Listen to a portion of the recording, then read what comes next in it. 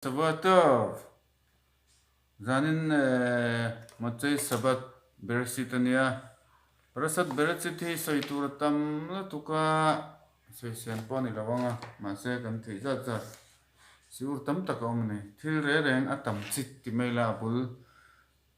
ron chuana ni wangin thil tam taka oma tiwang chuan tlem han soi tumila abul hian chiar photila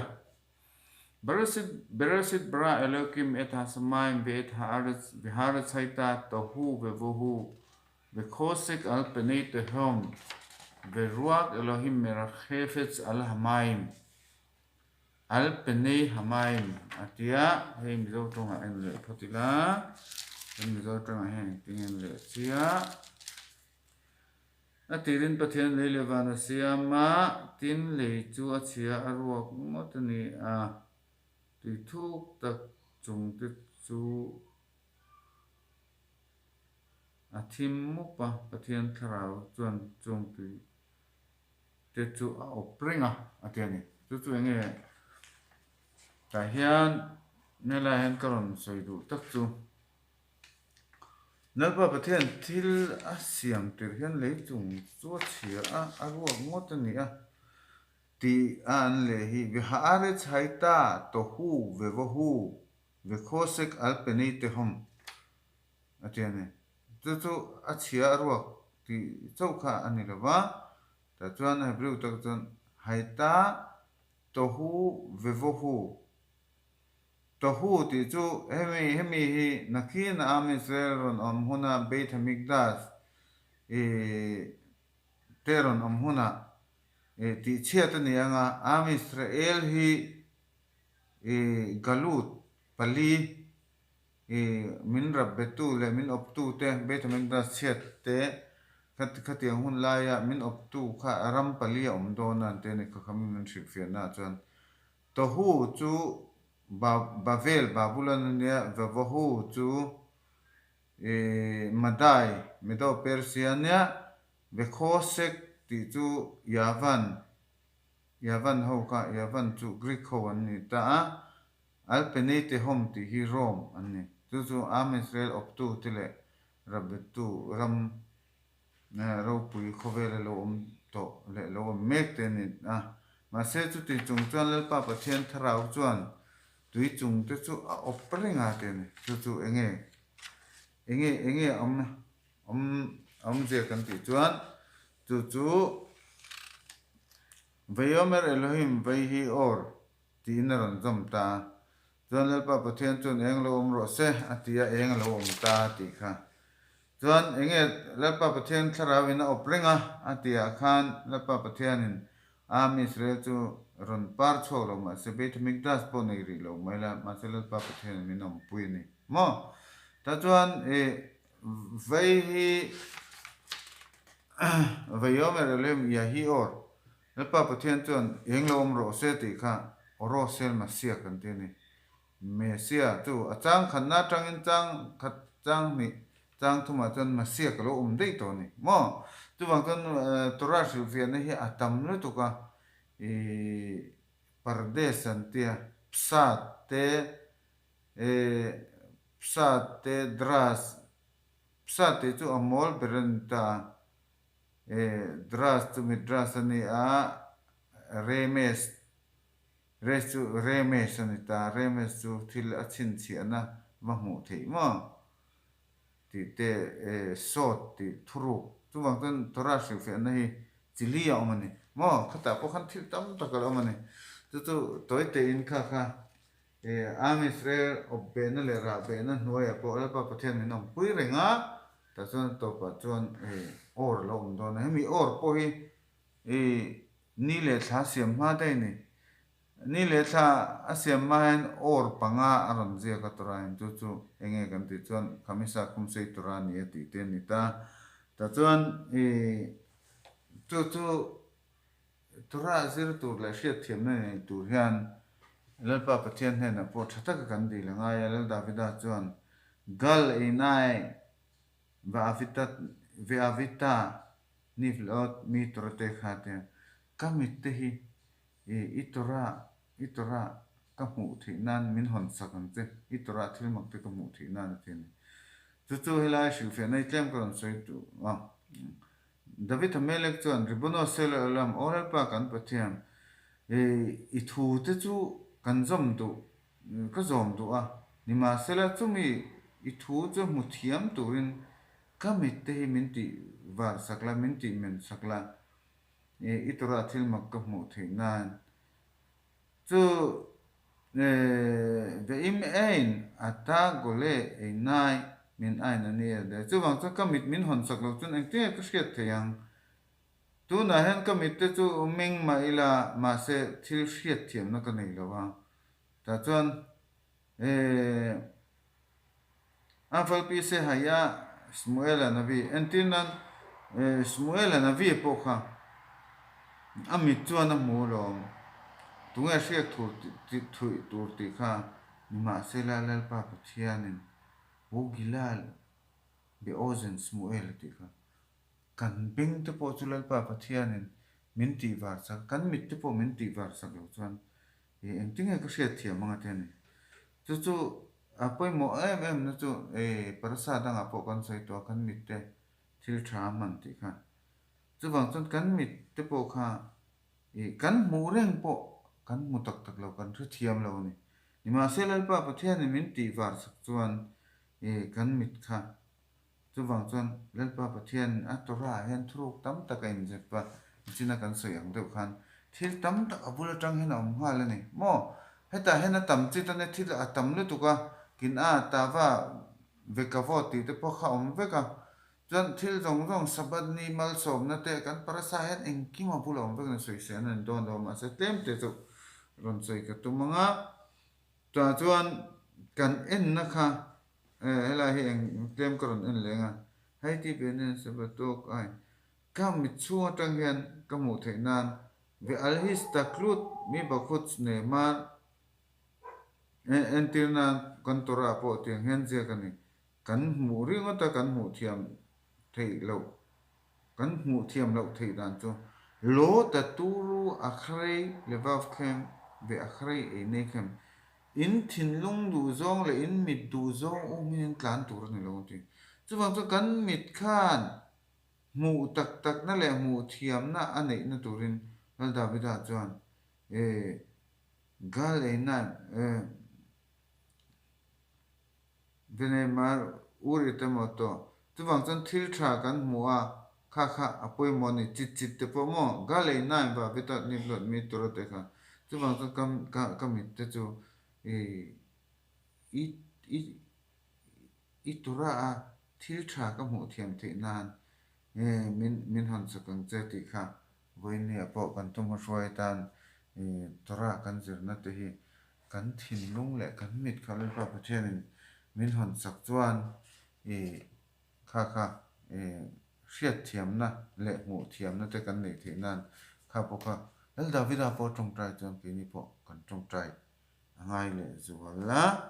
ta chuan a thu hi ngai nom em a chang tin reng chang khat lek poi sil fian thui le tu ka du zel bangin than thiam harai lai ka ron thlang mai nga ta chuan vayas adonai elohim la adam le istok tonet or vel basam atin chu thil e lo turan lo e ta ka wanga lo e awanga lalpa pathian na hrimna khan sarwa kan lo ni ti an lo in theta ta chuan theipui na in khakura angin he kong hren ang dewin an jamo an lo phua ta chuan lalpa pathian in hawa an ma ni wangin le chu an chhia donga an chhedong tak tak po rul khan chuan an chhia dong tak taka mo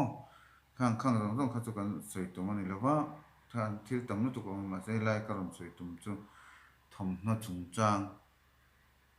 ta chuan lalpa pathian a za ngai na helai hen kan mon Mizoram lama kan thria ta khan lalpa pathian in mihring chunga an thia lo a ta chuan in mei khan dai per ton chu in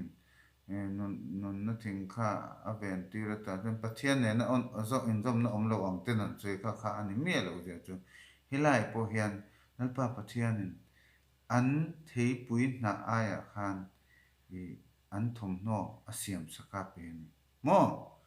chu ta chuanin thum no kha nalpa pathian nge na siam saka ama nge na hak ti chu wang tan nalpa pathian chang na le ami te hi eng tik lai po a thla tham reng lo an sual le nar san na chuan a hrema pain fa hmangai chu vothin ti an khan ta chuan he lai chung chang a hian enge bra kha tu zinga po kan nei thin hi baru kata hasem lokei nu mele khawlam mal bis arumim olel pa kan pathian li le van dal ber e ne saruak om te e thom no thom tu mal kan som che ti kha ani chu bang chon bo chen na bang sual na nu sual na a om a an chia om nu a reng mi hring hi tuna kan thom no chni ut a en tir ni hian mo chu bang chon tun la ya le man de wa to po hi pi so ten hu america te chuan neketin yam beach ten siama sarua ka omna mun te khovel mi ho chuan ti khanan oma enge pathian siam theu kan ne lam te pathian in asiam ho hi helai hian ama ngi asiam na sak ber po an bo chen no po thom no savun koror siam saklat men mo khoi mi nge asiam eng sa nge chu kan thelo ma se chu wang chon lal pa pathian in he khovel om chunga khovel jong jong siam that le ani ma lo chu chni u thi poi mo ni mo ta wa chu wang chon ta wa kha tu na thei po kha ta wa thil I tom takania mo kha tiang che khan mi hring a hian ke ma ni a hian chni u ta kan ngai poi mo lo chuan kan mit te chu min hon sakang che tiang lal da piran tiang kan mitin a lo muwa kan thin lunga lo ta chuan sual ti ole me ma chu wang chuan ni ut poi mo je helai tang hian ka sei do chu wang chuan lal pa pathian chu helai thua hian rasar si chuan dimulut khasidim aron ti nga la nen te ne chu wang chuan lal pa pathian in adan an bo che ta adu lova a hau nuwa po chuan an thom no ron siam saka mo chuan heta mi thi po phuma kha kan pu mo sia po mo chuan dam lo po kam na kan pu brama po chu wang chuan thil tha jong jong kha lal pa pathian in bula ron tan heng te khoi ami nge kan mo chu wang chuan juda chuan thil kan zerin khoi lai nge bul kan ti chen chu wang chuan christian na kan om to kan zir to ma chen khalai khan khoi ing lai nge bul ti kan chu chuan an thu ron sei le me bel tur kha ai mil lo de u kan chu wang chuan ke ma ni chuan abula tangin tu na hian malbis arumim lalpa pathian chu kan saruak na po thom no min bel tu nia chu wang chuan voin ni a hian mi in chadaka apeka mi re thei ten an thom no voin ni po mi tam takin thom no te pon sema mo sikhen han te po la thade de ba thoni na nin pe kha lalpa pathian kong kan ron chui na ni juta te chu mo dam lo kan te in tan pui te ka lalpa pathian in an bo chian no po ati chuan ke ma ni chu khami keng tu te kha kan ni dam lo kan tu mi le na khema velim mi lungai te lusun te thamon tu mo mi thi te phum na te khang ta khami chwa lalpa pathian tu na hen tun hi abul beresit abul lama kanon mo ne chu wang chuan voinia chni ut poi mo je hi chni ut kha ani lowa mi sarwak lek nula mel thade amo nu mel thade mo ni phei chuan in hei antinan an nu te mo lang lek an noi lam po ching lu tuk le moi lo lu tuk le taksa lang dewin khulaya local khan enge poina ka soidon apoi na chu kha tlang wa le na mo no pang na mo lo mu ama khan e cher ra siam thi ni chu wang chon goi mra ma tam tak kan huwa khami wang khan mi tam tak in pong suala an lu ta chu wang chon mi te a om mai mai a khula ya kal mai mai lama se kha khan thil chia tam tak a siam ni mi te thin nu that lo na chu wang chon apoi na kha à mi dang min mei va ven wang ringo ta mo kan te kha kha a bul tak chu lal pa pathian in bularon ta na chu wang chon zuda de chon kha kan thria malbis arumim kan te chu wang chon biakina po kanin khomin zuda te chu mei che he ta sanan thua kanin en ton lo mishing kan mit te kan ril ru te ya cher rat a chak lu tu ka khami wang khan kha ne chu wang chon kan khi lam kan u nau te chon kha an te hawa to pa sual na an lu ta tong chu chelewa kan lom na chu ni lo pui kan ti pui thawa ta chan a to pa ka tluan te William Shakespeare an era an chawa an thlu ni tiang deuh che ka chu wang chon zuda chon adan na kan thria ni ya cher ra be dan na ta ti ya cher ra na ta ti tora tafli na te ni ya cher ra po ka siama je tof me o ta ti kha ni ma se ati dam na turin ba pathian zuda te chu tora min pe ni chu wang chon malbi sarum im tia hen kan chen chon kan in chei na kha mi muwa moi kan fa son wang chaw ni lo kha khan thil chia siam theya ke mani a po siam theya ke mani a po khan tu na aron lang ma lovin mi thalai te rol nau pang te po kha tu na ron thong ma lo kha a thua ka aria ka ngana ke na khan i thil thalo lam pang on na thin lunga in sual ti chak tu kha ni thin chuwang chuan ni ut poimo je hi lai tang hen ka soi do chuwang chuan in ni ut kha he ta in ti chadik wanga khatia nga korban seite pon fen fualte kha mi mualan moi tum na wang ni lo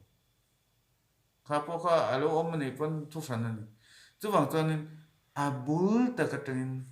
beresita parasa ma sabera lalpa pathianin an bo chia tir a po lalpa pathianin na hau shrem no po aman an thom no siama ama ngein lalpa pathianin hak tir ni tin chuwang chuan aro adamate om le evi le adamate sanje kan thapa lo ke mani chuan lalpa pathian kut chua kan ne lalpa pathian na en kola akut ngein thom no hak tir ni chuwang chun a chun zom zel na chu da te hian kan la hria namdang phe chuan enge ka selo mo chuwang chuan kan van ni em a heng dan te ke mani thinlung le kan tharau le kan taksa ti thiam him tu nia chuwang chuan barukata sem ru ke nu mele khawlam mal bi sarmin jin kan bra ka pakhat chau kha tu na hen karon soi na kha in thuam na kha enge juda ten mitzwa kan lo nei ta kan ti chuan parasa ro kal le tu ra hian sema khan apa khunan puan ron la ka buleron ton na khan chi thi kan zok khen tia mo khamem tu chan tu tiang chuan khang bo chian na re reng tikun na kha am Israel hian kan ti ni mo am Israel kal phunga hian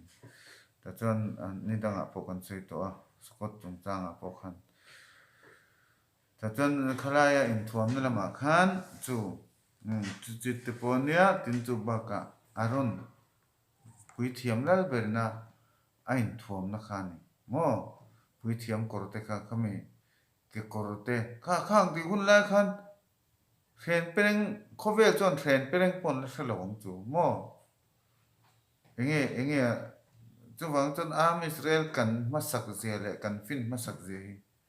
khati lai khan kan pu aron te khan ke kor migna sain ke kor tlo na nei di to ni mo chuwang chuanin kha a kor fuala te khan a mora khan pa moni ma omane khang te kha gilui arayo te hetiang lam panga in thuam na khami kha atikun vekani mo chuwang chuan khalai te kha thom no kan sei lai khan khalai karon bel duwa chu wang chuan am Israel chuan thil kong tin renga lalpa pathian in bul min tran saka thom na in bel chung changa pokhan chu wang chuan chanua dewa in cheina te hi mi mualan moi tum na le in ti chadik tum na angin ain hara ho chuan an enama se kha khanin mi alawa lalpa pathian ngei bularon trana ama ngin an thom noron siam saka ama ngin aron hak tirani chu wang chuan khalaya khan a che zonga ain hara lo en tu te zinga khan kan om ve tu rani lo ni mo chu wang chuan min chu wang chuan mi tin reng te kanin ti chak ngaya khalama khan kanin ti chak chuan kan rose kan thua kan mak sawa po thiang le manga lalpa pathian thu oi theina le lalpa pathian gal e nai va vitak ni flaot va vita ni flaot mi torate khala da vidai na ti ang kan mi te po chon lalpa pathian tora chu a tora a thil mak tam tak le ni flaot thil ro pui tak tak te chu kan hmu theina turin thiang hlim na ngai ni chuwang chon voi ni a po baru kha sem hei en mala sot tin mi te kan dem na wang ringot ni lovin kima ni hian soi ngai omin ka hria ka tiang khan hei bul kan tana tora te kan zira kan thei tokin mi tam tak po kanin ti chak ve in ka hria alom oma chuta chuan tora kan zir khan tuna ka soyang che khan thiang hlim na poimo ni tora chuan kan nu na khoi turani kan nu na khoi chuang si lo khan chuan a hla om ka khami min an soi kha sipur tam tak oma chu chu ka soi man lo chuwang chuan tora kan zir vak ma tora kan soi vak ma se kan nu na khoi lo chuan bol ho na nen abik takin zu te laka te pe hian chuan tora kan khoi do ni chuan kan zir do ni chuan kanin ti fili mangai chuwang chuan lalpa chu ma sabera po evile dama po chuan thom noron chem saka chini u ta ni boka chuwang chuan khowela sual na tam ber hi kin a tawa ve kavot hi ani tlang pui ni chuan mochi e tha da min haulam kha khami mo chuan heng ho hian khowela ta le khovel lo la om tu ra ta min pai chok thin nin te ni chu kha tawa kham chu kaina te chung chang ana kina kan na soyanga chu lo du to ila ta chuan tun na kan soya chuan kan zir chu barukata se me lo kleinu me le khawla mal bis arungim kan sarwak na min thuam to ta chuan lalpa pathian pul tana a chhun zom to chu am Israel kan ni chuwang chuan chni u ta kan nu na kan in thuam na po a chni u ta ngaya kan nun dan te kan trong kam te kan khosak dan te kha chanua de wala pa pathian du zong kan ti chuan lalpa pathian tora tang ni flaot thil ro pui le thil tha mi zo trong hian a dai lo de ula ka thil mak kan ti ringot thina mo thil mak ani meng chu kha tiang tam ta kha tora hian a in je pi kan mu chuak thei don ni chuwang chuan khang mu chuak tu te khang kan mit te kan thin lung te kan mak sawa kan thuak te kan ti thiang ni mangai kan om dan te kan ei le in te kan khosak dan te po ngai ni le tadaraba sabato bet la kha le kolam